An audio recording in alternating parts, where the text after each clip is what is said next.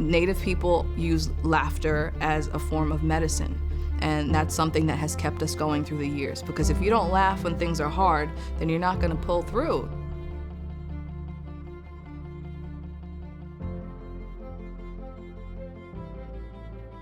Akwe Diashwa Natasawis. My name is Diashwa Sylvester. I am the director of the Boys and Girls Club of the Shinnecock Nation, and we are at our clubhouse. Hello, my friends. My name is Standing Buffalo. I'm of the Buffalo Clan, and I'm a Medewa Matawak man from Shinnecock. My given name is Shane Weeks, and I am currently a board member of the Boys and Girls Club of Shinnecock.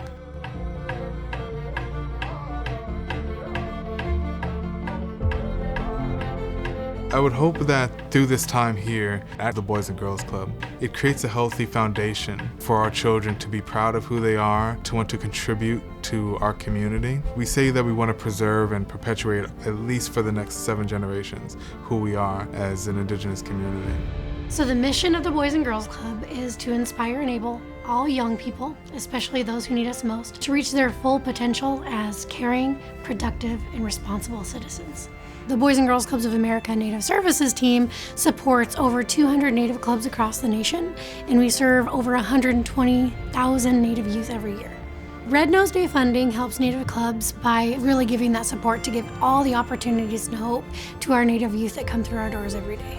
We have everything from financial courses, self-care classes, sports events, drug and alcohol prevention. We have Family Fun Days, which is an intergenerational event where everybody comes out and we just have fun. It's been really fun because I don't really have siblings my age at home, so I get to play with people that are my age, and also you get to learn a lot and get to enjoy your culture. I'm proud because I like to dance, I like to drum, I like to sing, I like to do all of that. It makes me feel good about myself. It makes me feel that I'm really a part of this culture, and I'm really a part of this nation. The Boys and Girls Club of Shinnecock to me it's like a fun activity where we learn new things, have fun, meet new people. Favorite thing that we learned here is stories about where we came from to help rebuild what we had. To have language classes, to buy materials for regalia making, to bring in professionals to talk to our kids about mental health and mental illness. A lot of that is to revive our culture. And it's our duty, it's our responsibility to teach our children who they are as Shinnecock people.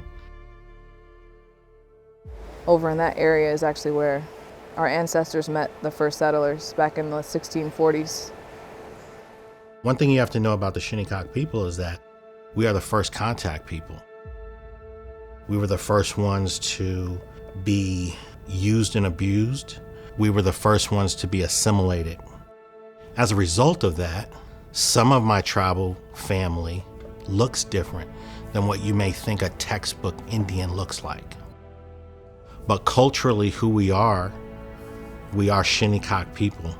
We're still here. We will always be here. We still have this territory that we call West Woods now that we still own. And then as far as the neck over there, which is now, in South Hampton area, all of this was once ours, but people don't want to acknowledge that. Oh, no, it's too late, Yeah, it may have been stolen, but that was so long ago, just forget about it, but it's like, that was our way of life. We were so connected to the land. That's what defines who we are as a people. Our land was stolen through a series of very unfortunate events. One issue was that at contact, our people did not understand the concept of ownership of land. It was there for everybody.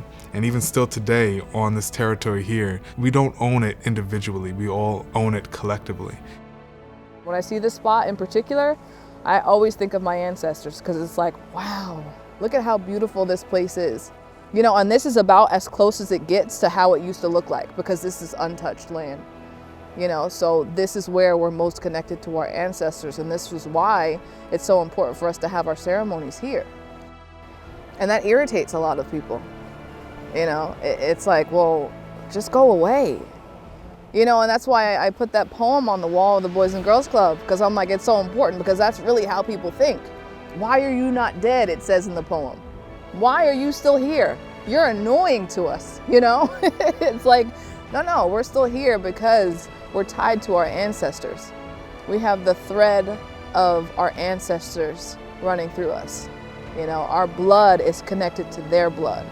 That's why we're so strong, and I truly believe that our ancestors are always with us. That's where I get my strength from, you know, the Creator, and knowing that I have all of my ancestors behind me. You know, that's why I don't ever want to give up when it comes to Shinnecock. Someone has to find that light somewhere. Find that light, because as long as that light is still shining, it'll get bigger and bigger over time. You just have to feed it.